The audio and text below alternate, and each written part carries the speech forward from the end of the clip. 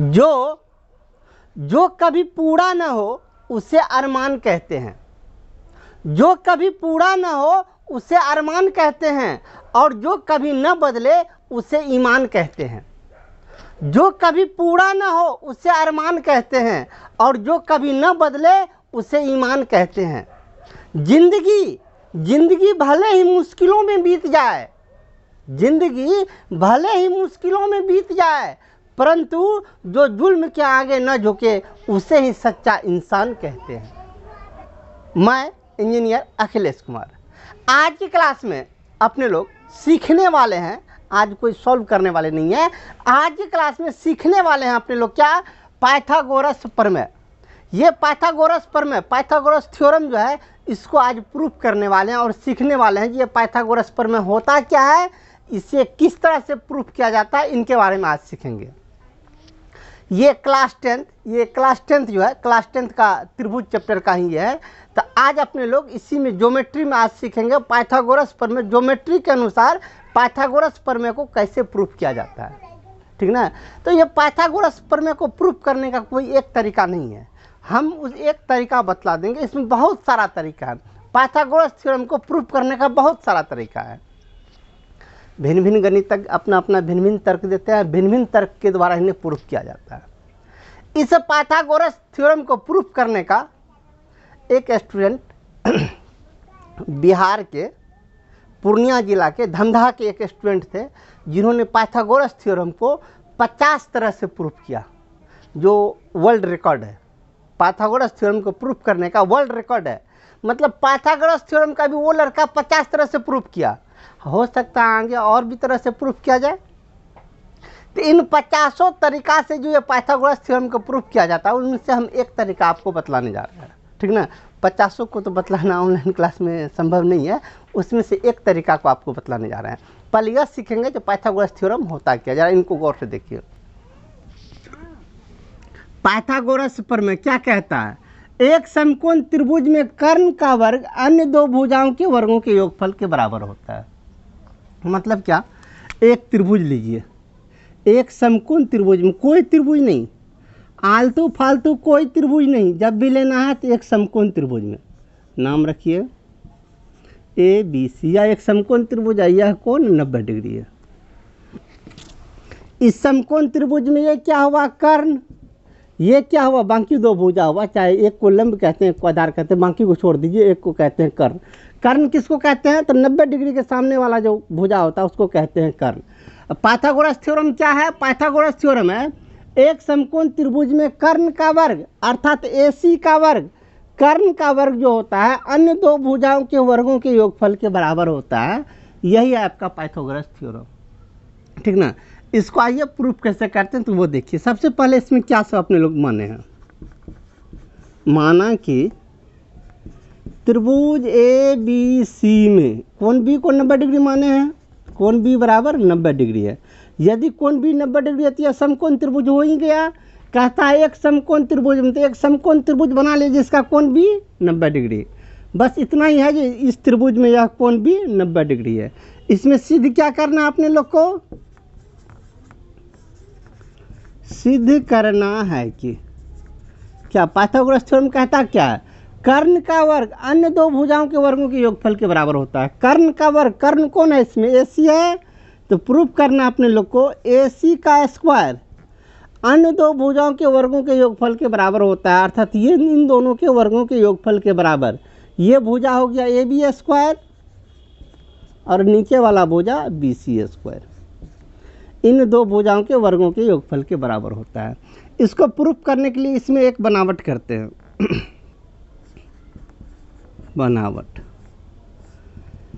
बनावट क्या कर रहे हैं, ये तो B तो 90 डिग्री हाई है, B से एक लंब डाल रहे हैं इस पर, इस लंब का नाम रख रहे हैं D, इसको हटा दीजिए, इस पे एक लंब डाले तो यह कोण भी 90 डिग्री, इधर ये कोण भी 90 डिग्री, इस पे एक लंब डाले। क्या काम किए हैं, BD लंब AC, क्या बनावट में किए हैं, BD लंब AC डाला, ठीक ना। अब बनाना स्टार्ट करते हैं प्रमाण, इस साइड नहीं हम उस साइड चले जाते हैं। प्रमाण देखिए कैसे इसको प्रूफ करते हैं। सबसे पहले इसमें देखिए अपने लोग को कितना त्रिभुज इसमें नजर आ रहा है। अपने लोग को जरा गौर से देखिए तो एक बड़ा वाला त्रिभुज तो ABC त्रिभुज है, ये है। उसके बाद ये छोटा वाला त्रिभुज, ऊपर में ये छोटा वाला त्रिभुज, ठीक ना। तो ये कुल मिला के यहाँ 3 त्रिभुज दिखाई दे रहा है, नीचे वाला छोटा, ऊपर वाला छोटा, ये बड़ा, 3 त्रिभुज दिखाई दे रहा है। इसमें से करना क्या है, 2 त्रिभुज को समरूप करना है। कौन कौन 2 त्रिभुज को, एक ये वाला त्रिभुज, एक ये वाला त्रिभुज, इन दोनों त्रिभुज को समरूप करना है। अब बस विधि जो बोले ना 50 विधि होता है, तो विधि अब यहीं से जन्म लेता है। चाहे तो आप इन दोनों त्रिभुज को डायरेक्ट समरूप कर सकते हैं, नहीं तो कोई बात नहीं। इन दोनों त्रिभुज को डायरेक्ट समरूप करना यदि आपसे संभव नहीं है, क्योंकि दोनों को समरूप करना थोड़ा सा जटिल पड़ेगा, यदि डायरेक्ट इन दोनों को समरूप नहीं करेंगे तो क्या करेंगे, ये छोटा वाला त्रिभुज को लेंगे, ये बड़ा त्रिभुज को लेंगे, छोटा त्रिभुज और बड़ा त्रिभुज को समरूप करेंगे, फिर ऊपर वाला छोटा त्रिभुज को लेंगे, फिर बड़ा त्रिभुज को लेंगे, इस छोटका को बड़का के समरूप करेंगे, उनके बाद ये दोनों आपस में समरूप होगा। मतलब थोड़ा लंबा प्रोसेस। अपने लोग के सिलेबस में जो अलाउ करेगा वही काम करेंगे। अपने लोग के सिलेबस में जो है ना, ये छोटा प्रोसेस अलाउ नहीं है, ठीक ना। बना दीजिएगा, एग्जामिनेशन में आपको मार्क्स नहीं आएगा, ठीक ना। इसीलिए वैसा काम करते हैं जो कि चलेबल है, जो कि चलता है अपने लोग के सिलेबस में, वही काम करेंगे, ठीक ना। सबसे पहले ये बड़ा त्रिभुज लेते हैं ABC, और ये नीचे वाला छोटा त्रिभुज। कौन कौन त्रिभुज, बड़ा त्रिभुज ABC और नीचे वाला त्रिभुज BDC में। कौन कौन त्रिभुज, त्रिभुज ABC एवं छोटा त्रिभुज BDC में। बड़ा त्रिभुज ABC और छोटा त्रिभुज BDC में। बड़ा त्रिभुज का जरा गौर से देखिएगा, बड़ा त्रिभुज, छोटा त्रिभुज कौन लिए, ये वाला त्रिभुज। बड़ा त्रिभुज का कोण B 90 डिग्री और छोटा त्रिभुज का कोण D 90 डिग्री। क्यों, क्योंकि दोनों समकोण है। बड़ा त्रिभुज में कोण C है, छोटा त्रिभुज में भी कोण C है, C दोनों में है, कोण C बराबर कोण C। क्यों, क्योंकि उभयनिष्ठ है, दोनों में ये कोण है, उभयनिष्ठ है। ये दो कोण बराबर, बड़ा त्रिभुज ABC का 2 कोण है, ये छोटा त्रिभुज BDC का 2 कोण, दो कोण बराबर हो गया। इसीलिए त्रिभुज ABC समरूप त्रिभुज BDC किस सिस्टम से, तो AA सिस्टम से। दोनों त्रिभुज समरूप, कौन कौन त्रिभुज समरूप हुआ, ABC अर्थात ABC, ये बड़ा वाला त्रिभुज और ये छोटा वाला त्रिभुज, दोनों त्रिभुज समरूप हुआ। कैसे कैसे समरूप हुआ, जरा गौर से देखिए। कोण B है किस कोण के बराबर, कोण D के बराबर, इस कोण के बराबर, ऊपर वाले को भी रहने दीजिए। ये कोण है इस कोण के बराबर, साथ में साथ C है C के बराबर, ये C जो है C के ही बराबर है, C को छोड़ दीजिए। तो अब जरा गौर से देखिए, बड़ा त्रिभुज का कौन कौन कौन हो गया, बड़ा त्रिभुज का B और C, बड़ा त्रिभुज का 2 कोण, ये छोटा त्रिभुज का भी 2 कोण आपस में बराबर है, तो त्रिभुज समरूप। समरूप का मतलब है जो तीनों कोण के बराबर होगा। तो बड़ा त्रिभुज का तो 2 कोण लिए, छोटका त्रिभुज का भी 2 कोण लिए, तो बड़का त्रिभुज का 1 कोण ये बच गया, और छोटा त्रिभुज, इस छोटा त्रिभुज का 1 कोण बच गया। ये दोनों कोण तो हो गया, छोटा त्रिभुज का ये कोण हो गया, तो ये कोण इस कोण के बराबर होगा, होबे करेगा, क्योंकि दोनों त्रिभुज आपस में समरूप हुआ, छोटका त्रिभुज और बड़का त्रिभुज समरूप हुआ है, तो तीनों कोण के बराबर होगा। अब मिला लीजिए, बड़ा त्रिभुज का B छोटका के D के बराबर, बड़का त्रिभुज का कोण C छोटका के भी C के बराबर, बड़ा त्रिभुज का कोण A छोटका त्रिभुज के इस कोण B के बराबर, ठीक ना। अर्थात तीनों कोण के बराबर हो गया, तो भुजा भी समानुपाती होगा। जब 2 त्रिभुज समरूप होता है तो भुजा भी समानुपाती होता है।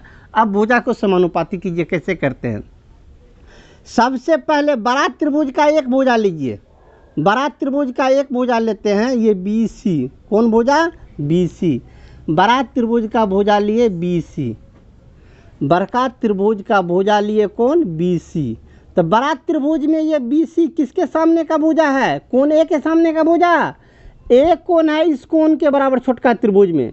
अब छोटका त्रिभुज में इस कोण के सामने का भुजा लीजिए, कौन भुजा, CD, कौन भुजा, CD, ठीक ना।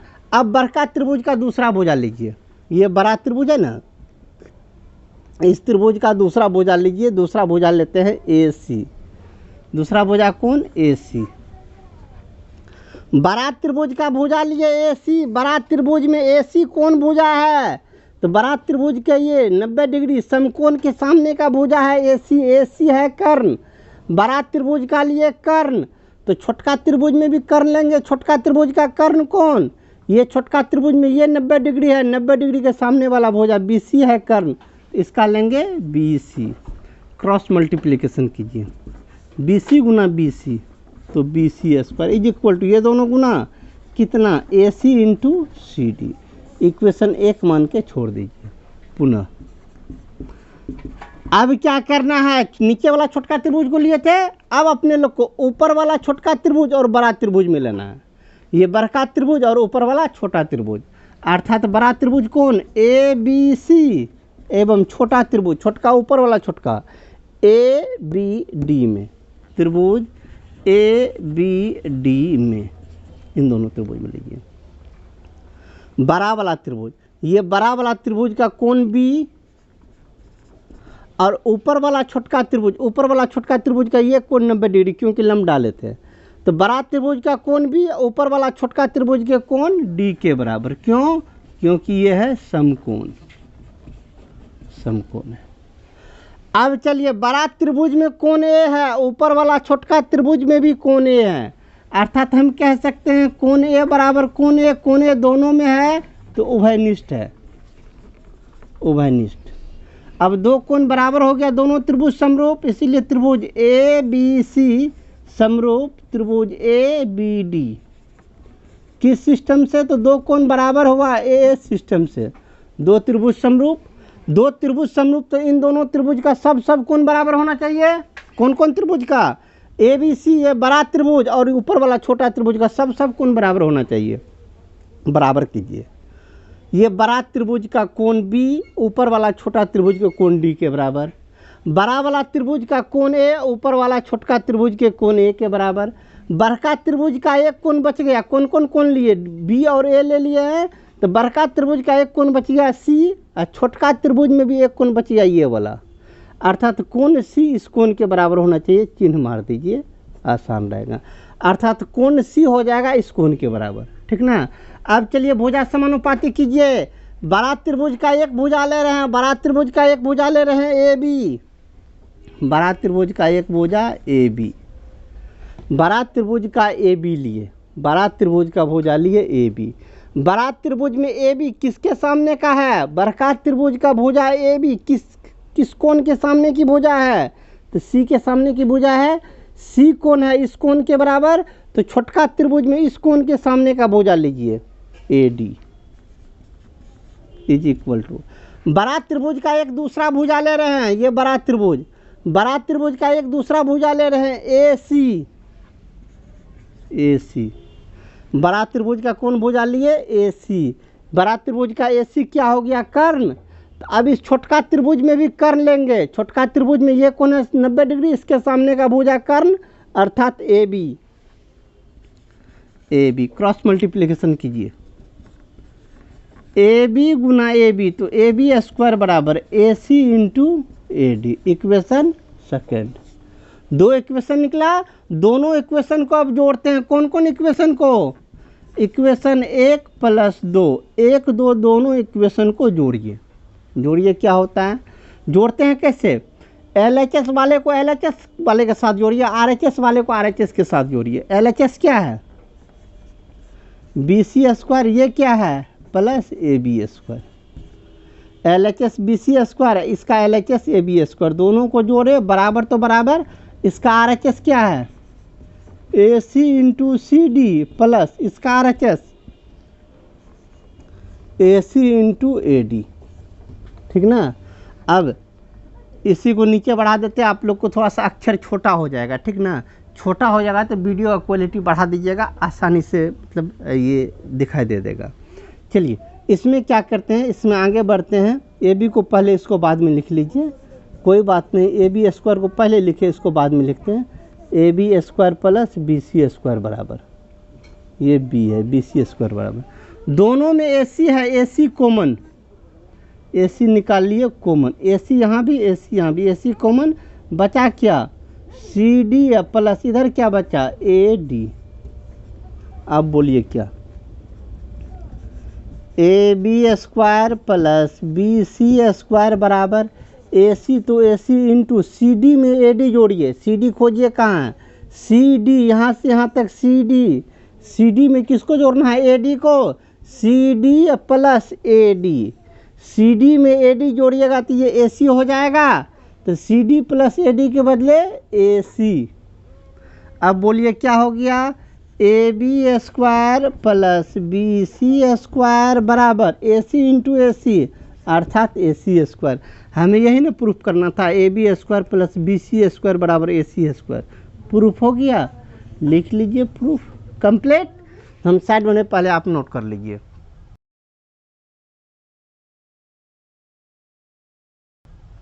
चलिए, पाइथागोरस थ्योरम कैसे प्रूफ हुआ ये जाने, आप अच्छी तरह से जाने, आराम से हम प्रूफ कर दिए। यदि फिर भी समझने में कोई परेशानी हो तो वीडियो को रिप्ले कीजिएगा, रिप्ले करके आराम से प्रत्येक टर्म बाय टर्म को आराम से सुनिएगा और ये समझ में आ जाएगा। यदि फिर भी आपको कोई भी कठिनाई हो, समझ में आने में यदि थोड़ा सा भी दिक्कत हो तो आप कमेंट सेक्शन में कमेंट कीजिए, हम अगले प्रोसेस से इसको प्रूफ करेंगे। और जब तक आपको समझ नहीं आएगा तब तक उतना तरह से हम प्रूफ करके आपके सामने में रखेंगे। चलिए, तो पाइथागोरस थ्योरम को सीखे।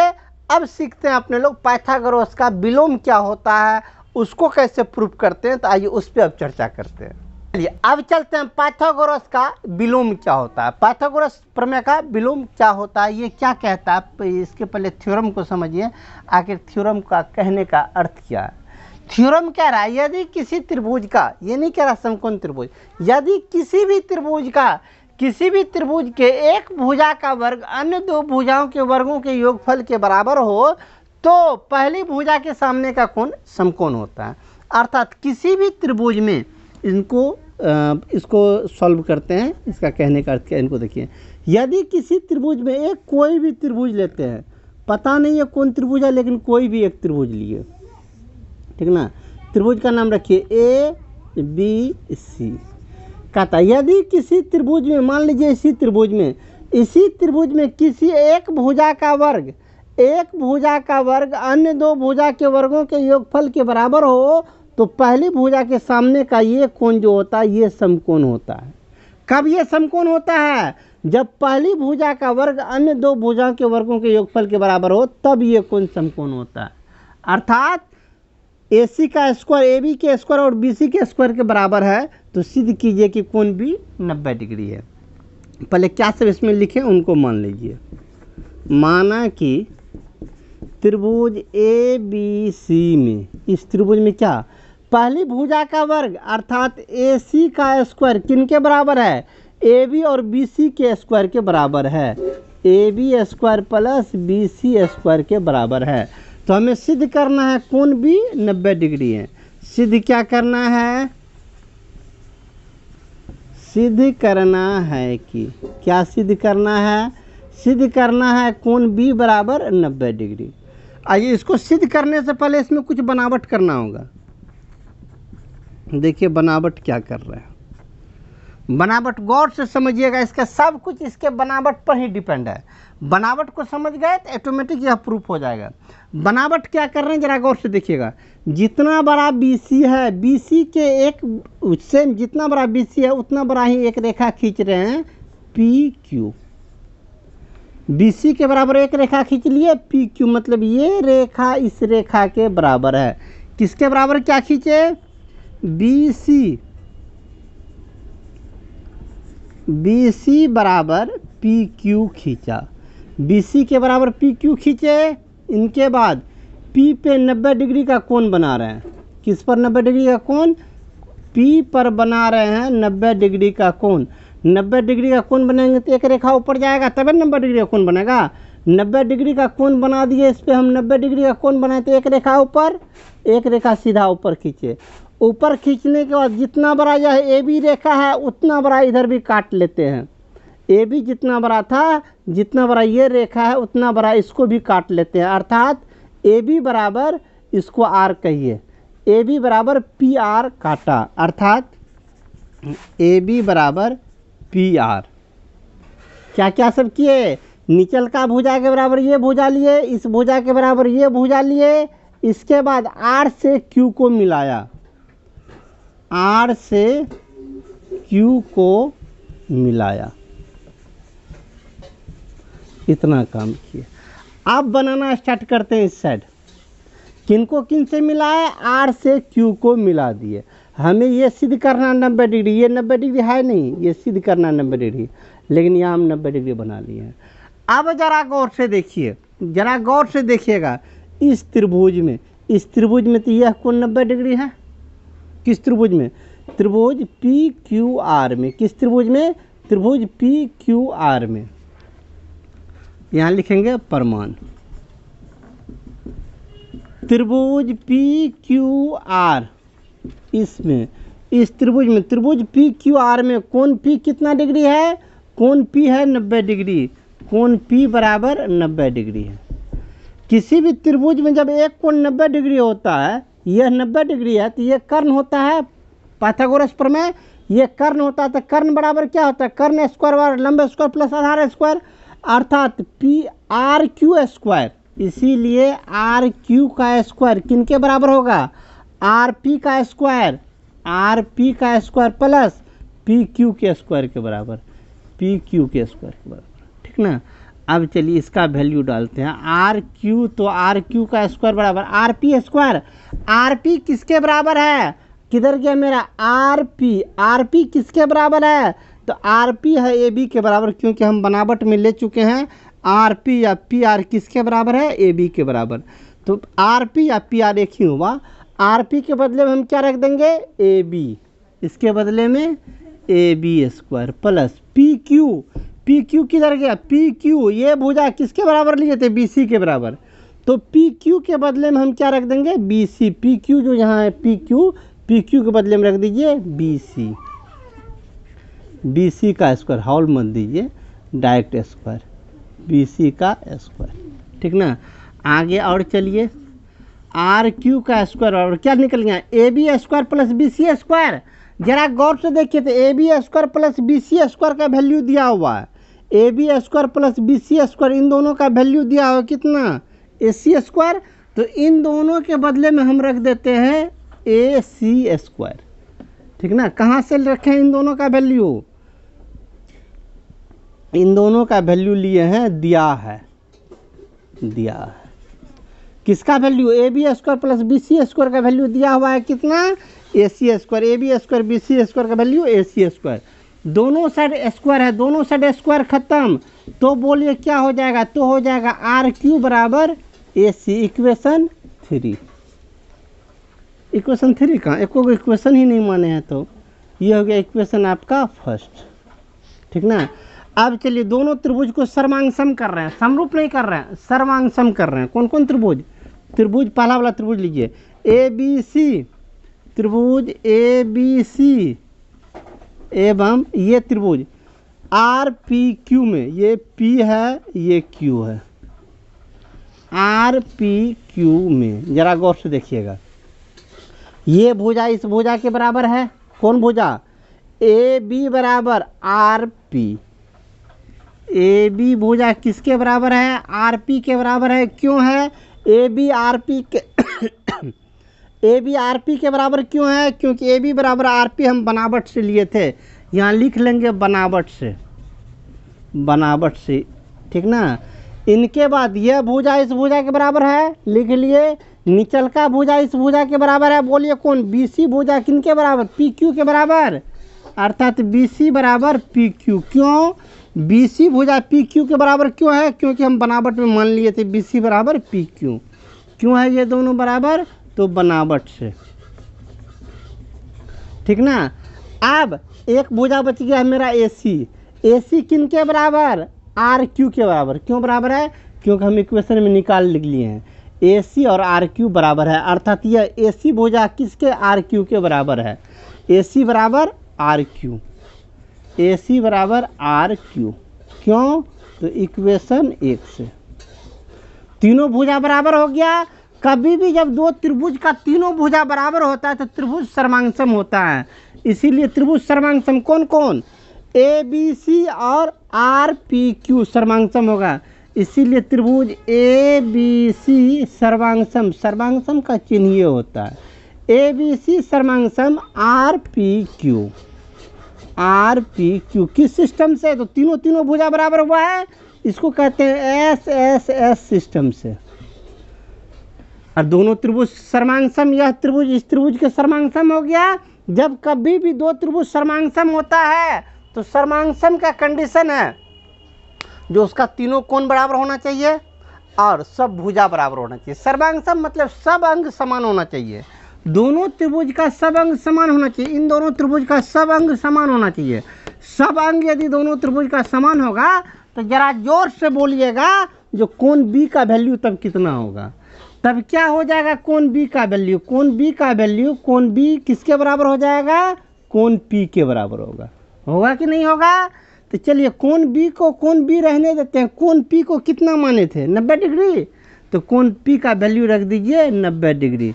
यही ना अपने लोग को प्रूफ करना था, कोण बी बराबर 90 डिग्री, कोण बी बराबर 90 डिग्री, प्रूफ हो गया, साइड हो रहा है। आराम से आप पहले नोट कर लीजिए।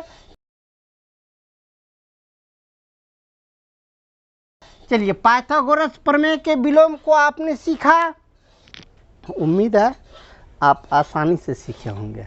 यदि कोई त्रुटि रह गया तो कमेंट सेक्शन में कमेंट कीजिए, अन्यथा आप डिस्क्रिप्शन में जाइए, वहाँ हमारा कॉन्टैक्ट नंबर है, उस पर आप डायरेक्ट कॉल कर सकते हैं। यदि कोई भी प्रॉब्लम हो तो हम कॉल पर भी इसको समाधान करेंगे। तो उम्मीद है मिला जुला के आप आसानी से अच्छी तरह से समझ गए होंगे। आज की क्लास में इतना ही रहने दीजिए। आज का क्लास से मिला जुला के आधा घंटा के अवेलेबल हो गया। यदि हम एक्सरसाइज पे चलते हैं तो एक्सरसाइज का मुश्किल से 1 से 2 क्वेश्चन भी सॉल्व नहीं कर पाएंगे। तो आज की क्लास में इतना ही रहने दीजिए। इससे पहले का क्लास देखना चाहते थे ऊपर और नीचे, इससे पहले का क्लास का लिंक अवेलेबल है, सामने आपका बुक का प्ले लिस्ट है और सामने सब्सक्राइब का बटन है। मिलते हैं अगले क्लास में एक्सरसाइज 6.5 या उनसे आगे को लेकर। जय हिंद।